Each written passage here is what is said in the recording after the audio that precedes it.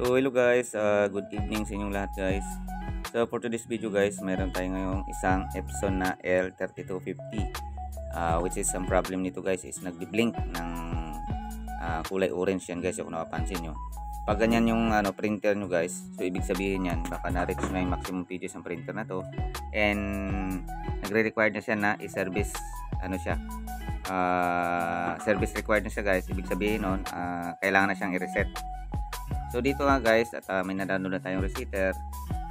So sundan nyo ako guys para makuha nyo. Dito guys kung bago pa lang kayo nag-reset ng inyong printer, make sure guys na i-off nyo din yung Windows security kasi kinakain yung ating resetter ng antivirus na yan, para tuloy-tuloy yung trabaho guys or tuloy-tuloy yung paggawa. So yun guys, na-off na nga natin at i-open na natin yung guys. Yun guys, kung napapansin nyo, may na-detect na naman siya. So dito i-extract na natin yung resetter na to guys. Yung resetter ko pala guys nakarar siya kasi alam ko kinakain kasi kaya nakarar. Then para pag kinain kasi ng antivirus, pwede mo lang extract ulit, hindi ka na mag-download. So yun guys at dito na tayo guys. Sundan nyo lang. Yan guys, napapansin nyo na wala yung icon ng resetter. So ito dapat ang tama guys. Dapat may ganun. So dito guys, sundan nyo lang ako. Dito guys, sa resetter na to, sa unang open nyo, may password yun siya guys, makahingi, yung elodson.com, yan yung password niya. Ako kasi hindi na hiningi ang gawa ng nakapag-reset na ko dati dito.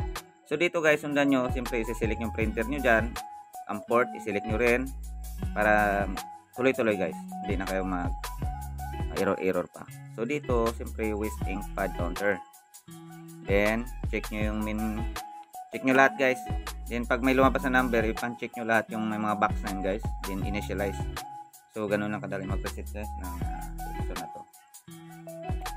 So dito, i-require nya na i-off yung printer para totally ma-reset siya guys. So gawin nyo, i-off nyo rin printer guys. Then once na ma-off nyo na, pindutin nyo. Yan kita nyo guys, napatay na siya. Pindutin nyo ulit yung okay na yan. So ibig sabihin yan, na-reset na guys pag ganun ang lumabas. Hindi ito, i-on na natin. At para malaman natin kung natanggal yung orange guys.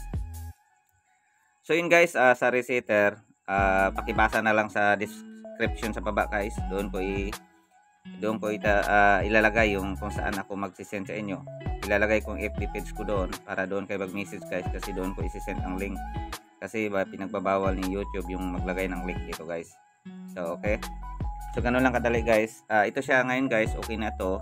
Nihintay na natin mag-steady yung kulay na yan para ready to print na.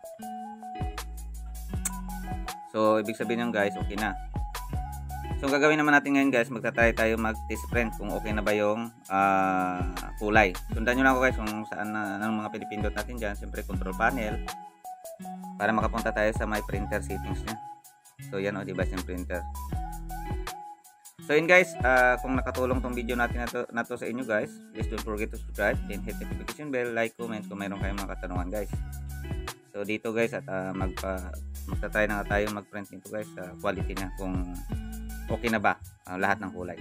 Kasi kung may putol-putol pa, baka kailanganin natin mag power cleaning o ink flush. So yun guys, sa resetter, don't forget, i-message nyo ako sa FB page ko, doon ko isi-send ang link. Kasi yung iba guys, hindi nila alam, hindi sila nagabasa ng description sa mga video ko.